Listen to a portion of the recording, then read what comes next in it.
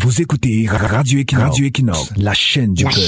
La chaîne du peuple. Bonjour, parfois il nous arrive de nous infiltrer dans plusieurs milieux populeux des Camerounais, dans les bars, dans les restos de sous-quartiers, dans les stades, dans les gares routières et dans les agences de voyage, dans les 2-0, les marchés, les taxis, dans les chapalos, les pâturages, dans les lieux de deuil. Lorsqu'on n'a pas souvent grand-chose à faire, on part rester avec les Camerounais d'en bas pour les écouter, les suivre, observer leurs agissements, avoir une idée de leur psychologie.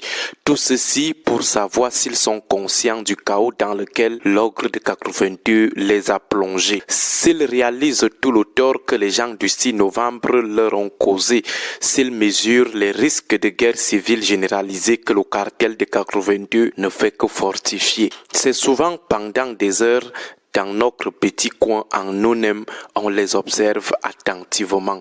On se demande si, avec eux, on peut espérer un changement. On questionne leur niveau de politisation. On se demande s'ils se préoccupent même de la gestion de l'État, si l'avenir du pays fait partie de leurs préoccupations malgré l'existence de certaines situations chaotiques comme la crise anglophone. Nous nous posons des tonnes de questions dans ces immersions. De ces petits moments avec les Camerounais, nous retenons les choses suivantes. Premièrement, les Camerounais souffrent énormément. Ils transpirent franchement la misère, même s'ils essayent de la masquer avec les beaux habits, l'élégance et les paroles de petits orgueilleux juste pour ne pas se sentir diminués devant les autres. Les Camerounais misèrent et ils sont d'ailleurs conscients de leur situation chaotique. Seulement, ils refusent d'en faire un problème d'État. Ils refusent de considérer cette misère comme le problème du siècle. C'est pourquoi ils restent zen. Ils se disent que ce n'est pas aussi trop grave. Ils relativisent la misère dans laquelle le cartel de Yaoundé les a plongés. Cette relativisation est liée au fait qu'ils sont trop optimistes. Le Camerounais, même lorsqu'il est complètement à genoux, garde espoir. Même lorsque les carottes sont totalement cuites pour lui, même lorsqu'il n'y a aucune lueur, aucun horizon radieux, même au bord du précipice, il garde espoir. Cet espoir est renforcé par l'hyper-croyance à la providence, au maraboutisme, au charlatanisme et en Dieu. Les Camerounais sont toujours convaincus qu'un miracle imminent va s'opérer dans leur vie. Voilà pourquoi, malgré leur misère extrême, ils restent zen. Deuxième observation, beaucoup de Camerounais sont conscients que leur pays est à genoux.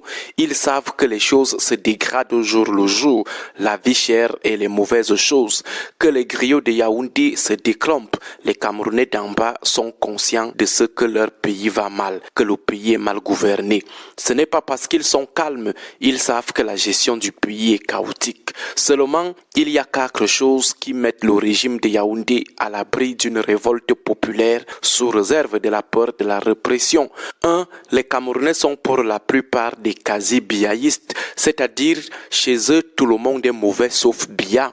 Pour eux, le pays va mal, mais ce n'est pas de la faute du président, c'est plutôt son entourage, les maires, les ministres, les députés et les autres catégories de hauts fonctionnaires. Dès que tu leur dis que le patron de ces gens c'est Paul Biya, ils commencent à se retirer de la conversation.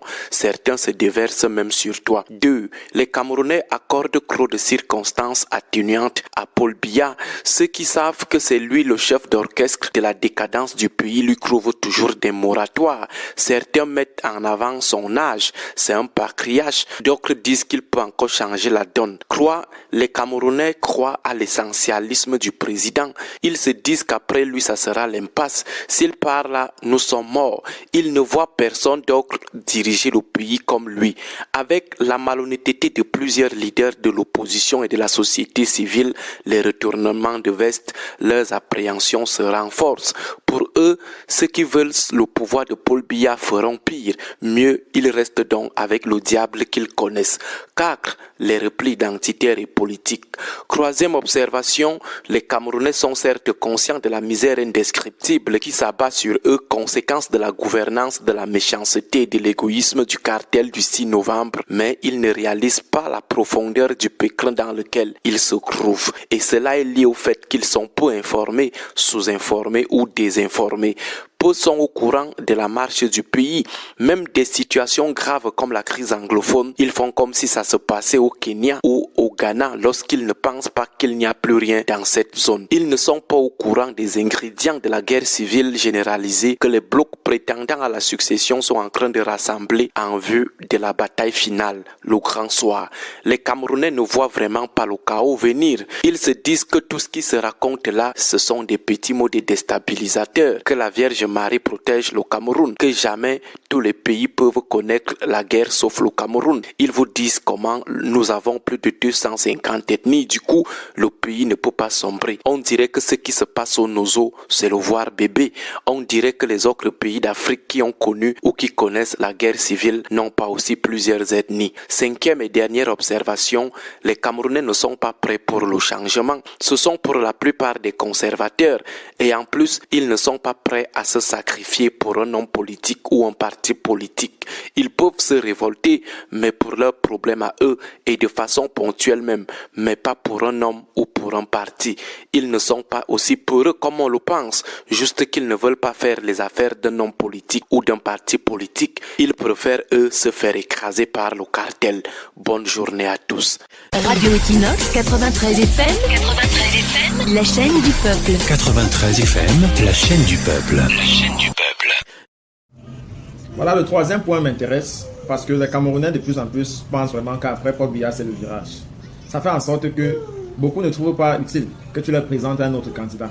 Du moment que tu essayes de le faire, ils vont te parler de... Je prends par exemple mon champion Maurice Kamto, qui a travaillé dans le gouvernement. C'est la même chose, ça ne peut pas changer. Donc, une façon de penser cartésienne, qui n'est pas à dessein.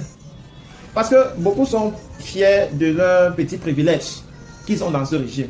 Et ne pensent pas avoir quelqu'un qui va venir là mettre trop de strict et que ça serait difficile pour eux de trouver une façon de continuer à foutre le bordel. D'autres sont là tout simplement parce que bon, n'étant pas sûrs qu'ils ont une position stratégique dans le MNC ou alors dans une formation politique, préfèrent que nous tous, nous souffrons ensemble quand les gens d'en haut continuent à se maintenir comme ça, la souffrance soit généralisée. Ils ne veulent pas voir que la situation change et qu'on comprend que toi, qui as pris le risque de militer dans un gouvernement totalitaire, que tu trouves les chances d'être soit leur patron, ou bien que tu aies un poste de privilège. Quand tu essaies de leur expliquer que le gouvernement de Kamto qui vient, le gouvernement de la Renaissance aurait tout, sauf le privilège. Quand on dit le libéralisme social, ça veut dire que tous ceux qui méritent, de par leur travail, auront accès aux biens. La richesse serait pour les gens qui ont la capacité, qui ont travaillé, qui ont un talent. C'est pourquoi tout le monde sera formé. Il ne serait pas question qu'il y a quelqu'un qui ne sait pas faire quelque chose. Les centres de formation logés dans les communes, comme vous avez entendu Maurice Kamto parler dans son programme politique, ça serait réel. Et c'est un programme de 6 mois qui va avec des subventions conséquentes. Et pour les enfants qui sont en train de naître, il y aura des centres de détection de talent. À travers les jeux qu'on les achète pendant Noël et pendant d'autres périodes, on serait capable de voir les orientations naturelles vers ces jeux-là. Et on va tout simplement les encadrer et les mettre sur ce chemin-là. Les intellectuels, eux aussi, seront recyclés. À finalement mettre en œuvre tout le produit de leur recherche en exergue. On aurait des conférences où on revoit tous les travaux des intellectuels. Ça ne serait plus du bredouille, ça ne serait plus du tape-œil. On va récompenser tous ceux qui méritent. Il faudrait que les Camerounais sachent qu'il y a une autre façon de gouverner. Et cette façon-là, le MNC en a vraiment l'envie de donner aux Camerounais toute leur position sur la table.